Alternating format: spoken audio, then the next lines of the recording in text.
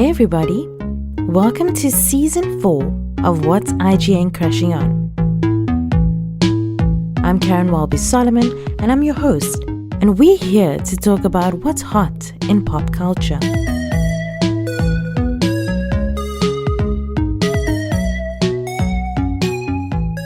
Today's episode is brought to you by Syntec. Syntec is a technology company that sources and distributes industry-leading products and brands from around the world. Welcome to episode 8. Today on the episode we have Isha Blaaker. Isha is in the new Tyler Perry film, A Madea Homecoming, and he plays the best friend roommate of Medea's great-grandson, who I almost want to spoil it, but I don't.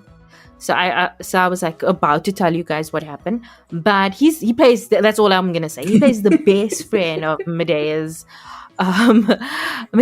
great grandson. It's just so weird for me because Tyler Perry as Madea doesn't look that old to me. To have I know he's trying to play like a fully grown great grandson. That's why when you see great, I was like, wait, let me back up a little. Yeah. So, great grandson. Yes, it's his granddaughter's son, her granddaughter's son.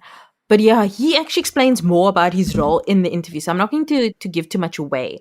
And he talks about what it's like being on set and being cast and all that stuff. He grew up in the Netherlands and he lived in the UK, and he's got he's a very interesting backstory, but also very excitingly, which I discovered like 2 minutes before we started the interview, and I wish I'd known. I don't know how. I promise, guys, I research a lot before I interview somebody, but he just offhandedly said to me, and we chatting. It's like 11 at night here. I am tired. I just came from an interview. I'm not interview an event, and he's like, "Oh, you're in South Africa?" And I'm like, "Yes, I'm in South Africa," because I always think like, "Oh, that's an exciting thing." And he's like, "Yeah, I used to live in Cape Town," and I'm like, "What?" What? Because you just don't expect it. And he was like, "Yeah, I lived there for about 6 months." But so casual. And I'm like, "Sir, if I had known this, I would have peppered in some questions relevant to the space, Yeah. So guys, don't judge me. I know you're gonna be like, he lived in Cape Town and you didn't even say anything. And how bad are you, Karen? Dumb. I know you're gonna think that. No one would say you're dumb. Please stop it with the negative self-talk. But just before you say it, I just want you to know that I only found out 2 minutes before. I actually do think I say that in the interview. But yeah. Also, welcome, Leanne. I didn't introduce you. Yeah, I'm just chirping in the background like a ghost. Yeah, I get flack for not introducing you also on social media. They'll be like, "Oh, Leanne was there," and Karen didn't say anything. Yeah. So Leanne is here. We are very excited to bring you this episode. Madea is very popular in South Africa, was number 1 on Netflix, and it was a really nice chat. He was such a welcoming and gracious person to talk to. So I'm excited for you guys to listen. So this is our chat with Isha Blaaker from A Madea Homecoming. So hi Isha, how are you? I'm good, Karen. How's it? I love how you started with that, with a very South African greeting. Yeah, I used to live there, so I should remember, right? As we just discovered 2 seconds ago, and I'm easing into it as if I knew this all along. So, welcome to What's IGN Crushing On. How has it been? How have you been? How's the last crazy 2 years been for you? 2 years? COVID-y. Oh, in that sense. Yeah. It's really strange. The whole industry changed. I just started auditioning right before COVID, I think. So those were still in-person auditions because I still had to get my visa. I just got my visa and then immediately I started auditioning. And COVID hit and everything became self-tapes, acting classes from home, just locked in at home, And I know you guys, it's already not easy for South Africans to travel, but now I think you guys weren't allowed anywhere or even outside. And I was still quite lucky that when I went to Europe, I was going home, and because of my visa status here, I could always come back, so I could still travel.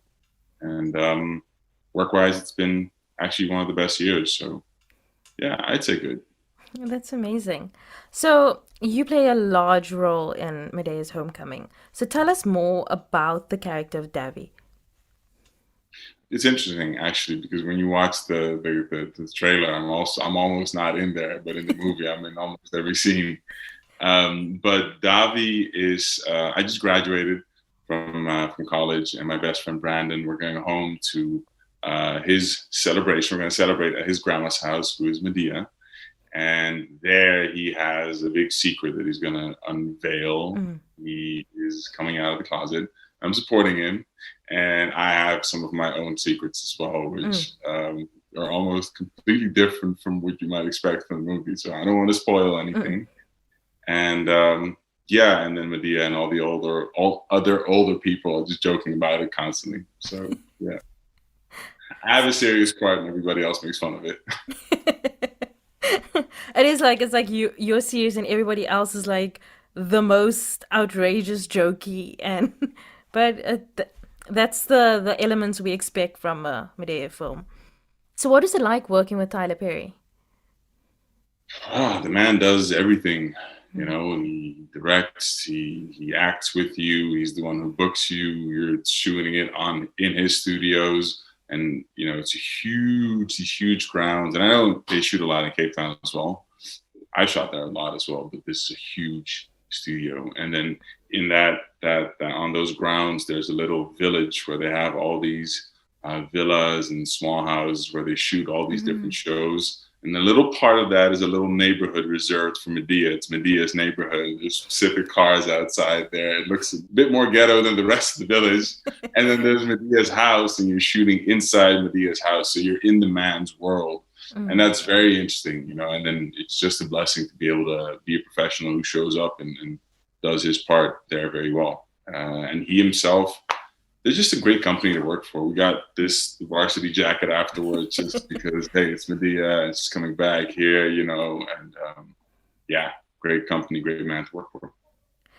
And the rest of the cast? The rest of the cast was, yeah, I learned a lot from them. They're amazing. It was a nice, really nice group. Everybody was really cool with each other. There was no animosity whatsoever. I'm still friends with all of them, but you know, I still hang out with Brandon and Candice Maxwell. So Brandon actually became a friend of me afterwards as well. We shot all the scenes together, had all the nerves together. It was our first feature film together. And it's funny because he was struggling with his speech in the show, and outside he was also like, I hope I'm gonna get it right. And I was like, yeah, you're gonna get it, you know. And we had the same parts, you know, as well outside. And he had this thing that he came out as a gay man, and I think that's amazing. He did that amazingly well. And I have my job of stirring up trouble with a lot of people, and I have a big secret that comes out as well. And I did my part, yeah. And Brandon Carroll was also super fun, yeah. It's like I don't want to spoil what your secret is, so let's just carry on talking around it. I must say I was shocked. That's what I'm gonna say, because I thought I knew what that was gonna be, and by the end of it, I was like, I had no idea. So your character has a very interesting heritage, and was that inspired by your own background? Yes and no. So my character is partially Irish, partially Dutch, and lived in the UK for a very long time. What had happened was that for the audition, they were looking for an Irish-speaking person. And I couldn't do the accent in Irish, so I said, hey, I can do British. And I did, actually. And yeah, then a month later, I heard that I got the job. And then I said, hey, you know, can I work with a speech coach to make sure that I can really, you know, hone in on and get it properly done? And they said, okay. And then they were like, you know what, just, you know, you have a Dutch accent as well. Can we hear that? Okay, that's also cool, you know, do that. And I was like, okay. And then I had to go study that because I haven't spoken in my Dutch accent in English for the past 5 years. English is my second language, it's not my first language. So I've been trained to speak like an American, and now I have to go back in a week, which is a cool challenge. Yeah. So you say you were trained to speak like an American. Is this for the role or before that? No, it's just purely acting. If I Oh, have to okay. play a soldier American, I can't be a half Dutch soldier. you know, Okay, yeah, you make you complete miss out sense. on jobs. um, but like what I enjoy about the Medea's cinematic universe, as they're calling it now, is that like it's very poignant as it speaks to what it's like being black in America. And obviously you come from a different perspective, coming from Europe. And obviously us being black in Africa is a whole other ball game. So like how do you feel like being able to represent this different side of, black culture that, they don't often see in those films? It was also shot in Atlanta, which Mm, is, there's you get a lot of that culture there very quickly. Since I've been here in America, we're all part of the African diaspora. You not, because you're still in Africa, but um, as a South American / mm, European, we're all Western. So a lot of Black Americans look at me and they assume that I'm supposed to act a certain way, but then I don't. So they say, "Oh, you act Caucasian, or you act a certain way, you speak a certain way." I'm just like, no, I speak the way I do, but you just don't recognize it. mm, I speak a lot of slang, but that's in my first language in English. I just learned to speak it one way, and that's the proper way, and I try to do that as much as possible. So I have to say that being in America here for the past 6 years, 5, 6 years, I think most of the racial issues that I've had, or comments or questions, are from other Black people. But I don't hold it against them because I'm the alien. I need to mm. make it, the translation. I have to explain it to them, and often they understand. If that conversation is not there, a lot of people misunderstand.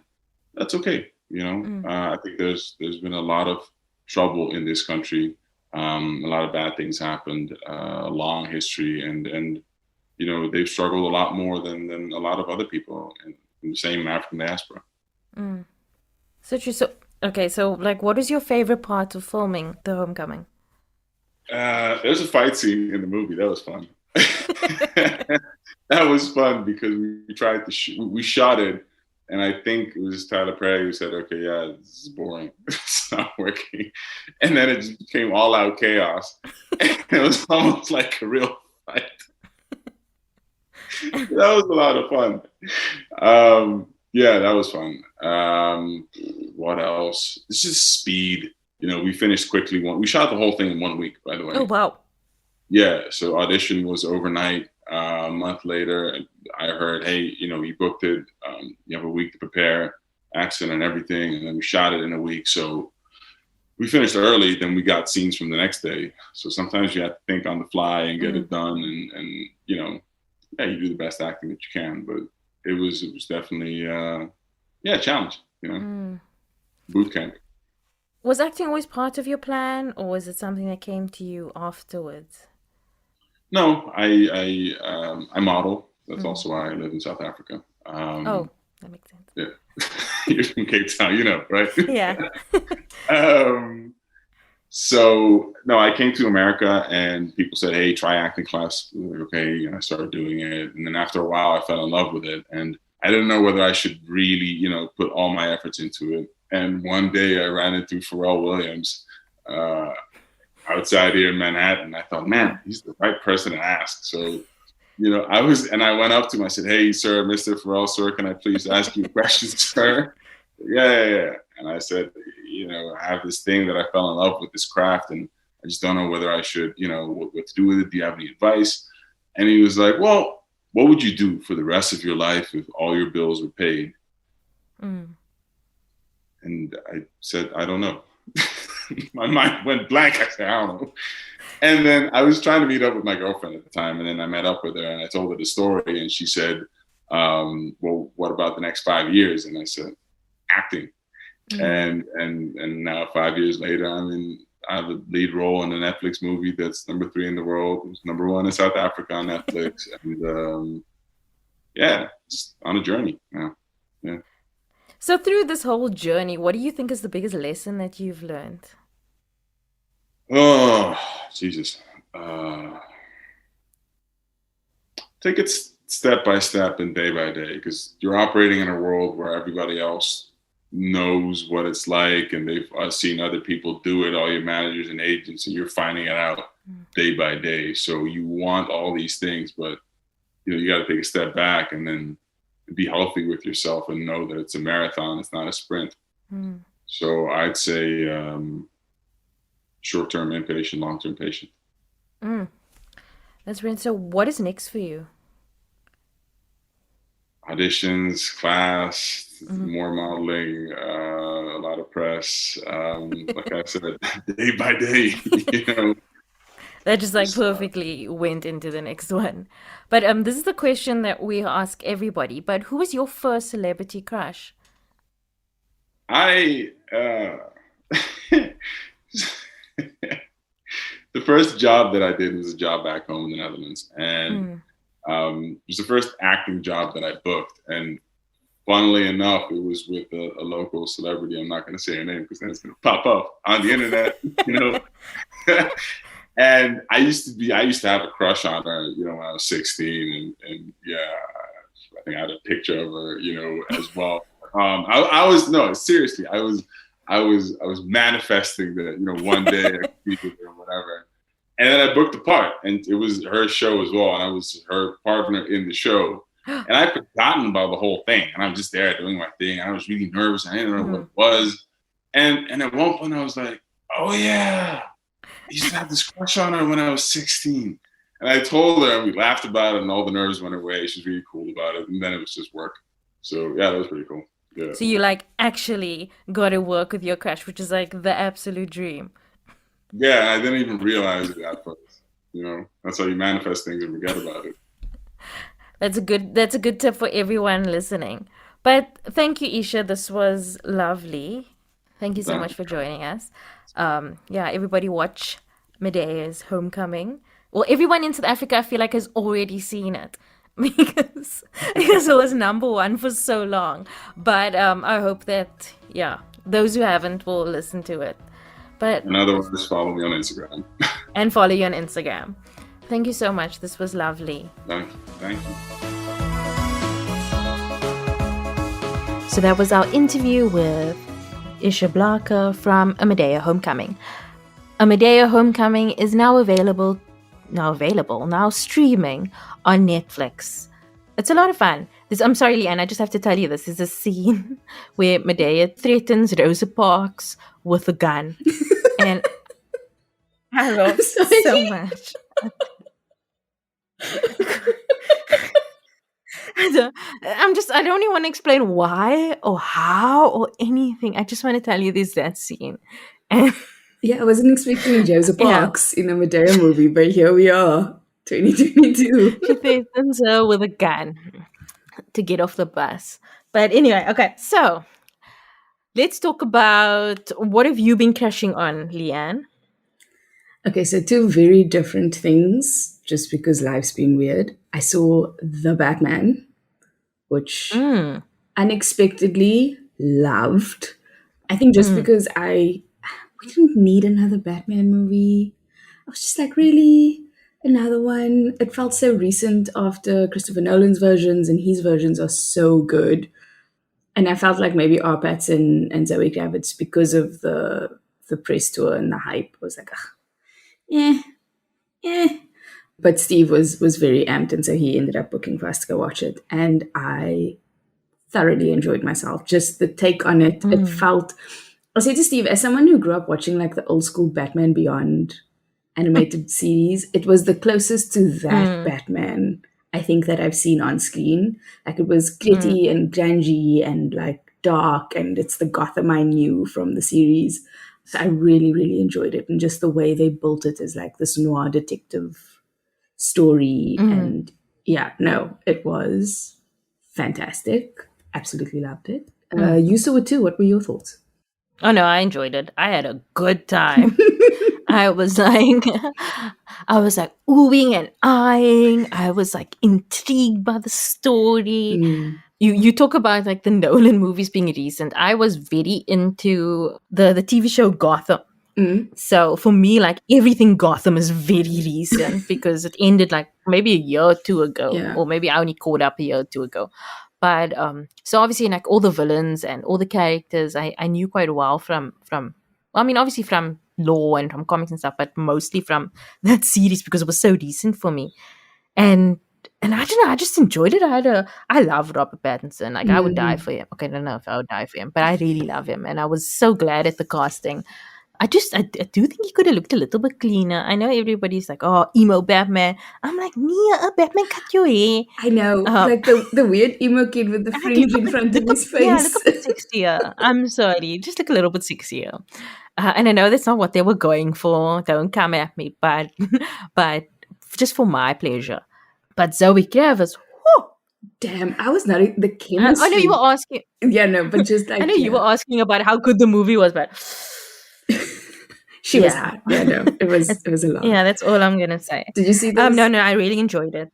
There was a bunch of tweets a bunch of tweets where they were like, so Robert Pattinson deserves all the credit just for being able to act when Zoe Kravitz is looking at him. And I was like, yeah, no, Jenny. So true. So true. But yeah, no, I thought it was a very good film. It was a little bit long, I did think. Towards the end, I was getting a bit tired, but I thought it was a very good film, and yeah, I'm keen to see what they do next. I hope they bring Zoe Kravitz back. Yeah, what else? The second one is very strange. So we ended up going out, and I was a little bit hungover. And on a hungover day, you just want to be on the couch. And we ended up putting on the 6-hour BBC Pride and Prejudice. And I'm just like, how's that weird? It's not You're talking to me. I'm like, talking to me. for life. I watch it like once a year. But I'm like, because obviously the 2005 version is like my go-to generally on a good day. But yeah, it's not often that I bust out the 6-hour one. And like, I just remembered how good it is. Just Colin Firth and Jane Early, I think her name is. Yeah, no, so good. So good. If you have the time and the inclination, do it. Always. Not even if you don't have the time, still do it. So opposite to a 6-hour, my crashing on, I've been watching a lot of stuff that's either can't talk about or is just we've already spoken about on the podcast. So this one is a little bit weird, but I watched this TikTok series. So it's called Scattered. And the Australian government and they paid towards this production company to create almost like a TV show quality content on TikTok, and it was all 1 minute, 30 episodes, 1 minute. So it's basically like 30 minutes. So the opposite of your 6-hour, it's 30 minutes. And I watched it all in one, and it's called Scattered. And it basically, this guy passes away, and he's just before his 21st birthday. And his 3 friends, like they take his ashes and they want him to like celebrate his 21st birthday as it's, just before it's like his ashes are going to be scattered. So they want to celebrate the 21st birthday, and then they lose the ashes. Then they have to go back and try to find the ashes. And but they also, his 3 friends are each dealing with their own emotions towards his death, towards the relationship with him. And I just thought it was really well done. Like it's very underrated. Not a lot of people spoke about it, or they don't even have a lot of likes and stuff on TikTok. But the quality is it's like you're watching a TV show, and it's just I just found it was such a beautiful story. And Will is the name of the guy that died, and they barely show him. There's one flashback of him, but he's such a poignant character in the show. And they talk about he's queer. They're all kind of queer, but and his growth to have his parents accept him, and his relationship with his childhood best friend and this guy he liked, and he's like his fun friend. And each of those are just such a beautiful story. It's called Scattered, and if you look on TikTok, it's probably called Scattered series or something like that. But 30 minutes, and yeah, I was actually blown away, and I was also blown away that more people weren't talking about it. And it used to come out it came out I think in May 2021 or June 2021 around. Yeah, it's been around for a while, and it used to come out every day. And so obviously now I'm like glad because I could just binge watch all like 30 episodes in one. Yeah. I was like, oh, imagine I had to wait every day for 1 minute. But yeah, no, if you have the time, if you're interested, check out Scattered on TikTok. I just think it's fascinating Yeah. the way we're adjusting storytelling and narratives. I mean, using TikTok as a platform, like, or being able to tell such a poignant story in such short form. Yeah, it's such an interesting way, the way media is moving. It really is. I mean, there was a app called Quibi. Yes. It used to do that. You used to love. I just enjoy it because they had like singled out episodes. Oh, I love singled out. And it was so short. I love singled out. I wish I'd bring her back. Kiki Palmer was the host, and like it was like very like non-conforming. Like it wasn't just like straight people. So it'll be like, you know, non-binary and queer relationships and normal straight people. So it'll be like, if it's straight people, then it's like a whole lot of guys and like a girl will be like picking one or whatever. And then if it's like a bi person or like pansexual person, then she'll choose girls and guys. And it was just like, it was just such a good format for like the new age. Even if they make like full episodes, they should bring back Singled Out. That's my plea, my petition for Singled Out 2020-22. Today's episode is brought to you by Syntec. Syntec is a technology company that sources and distributes industry-leading products and brands from around the world.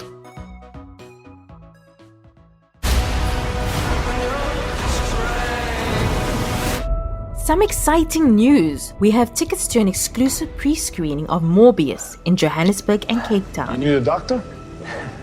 I am a doctor. I should have died years ago. People all over the world have my disease. I'm here To find a cure, we have to push the boundaries, take the risks. If you're gonna run, do it now. People are strange. Dr. Michael Morbius, you've been missing for 2 months. When you're a stranger, Then you were found on a container ship that washed up off of Long Island. faces look ugly. When you're alone, One of the most compelling and conflicted characters in Sony Pictures' universe of Marvel characters comes to the big screen as Oscar winner Jared Leto transforms into the enigmatic anti-hero Michael Morbius. Dangerously ill with a rare blood disorder and determined to save others suffering his same fate, Dr. Morbius attempts a desperate gamble. While at first it seems to be a radical success, a darkness inside of him is unleashed. Will good override evil, or will Morbius succumb to his mysterious new urges? The screenings will take place at 7:30 on Thursday the 31st of March at New Metro Canal Walk and Ster-Kinekors The Zone at Rosebank. Check out our website to enter. We'll also be giving away some cool hampers in the coming weeks, so be sure to follow our social media for a chance to win. So that's a lot that's going on. We have a lot of exciting giveaways and events for listeners. So it's a great time to be a Crushing On listener, don't you think, Leanne? Yes, finally paying off. Time to give back to the listeners. Yes. Yeah. You guys that have been with us from the beginning, listening to me umming and ahhing and laughing. Now you have me to giggle awkwardly in the background. You paid the price. But thank you guys for listening this week. We'll be back next week with another great episode. Hopefully something more fun. We have a great show planned for you. So thanks so much. Bye. Me, you can find at Karen Welby on Instagram, at Karen Welbys with an S on Twitter, and sign up for my newsletter, Wildest Dreams, at wildestdreams.substack.com. The podcast can be found at Crushing On Pod on Twitter, Instagram, Facebook, and TikTok. You can find us at What's IGN Crushing On YouTube, and you can find more information about this and all our other episodes on our website, crushingonpodcast.com. Send any feedback to mail@crushingonpodcast.com, And you can send us voice notes at +27 78 362 2566. Join our Facebook group, Crushing on Club, where we chat about the show, celebrity news, recommendations, the whole shebang. The show is produced by me, Karen, as well as Rebecca Barches and Leanne Phillipson. The show is edited by Rebecca Barches. Our logo was designed by Nathifa Maroof, and the show was created in partnership with IGN Africa. If you like the show, tell everyone that you can, any way that you can. Keep up to date with episodes by subscribing to the show on Spotify, Apple Podcasts, or wherever you get your podcasts. Please rate and review the episodes on Apple Podcasts, as it helps others to find the show. We'll be back next week with another in-depth conversation with a pop culture lover. See you then.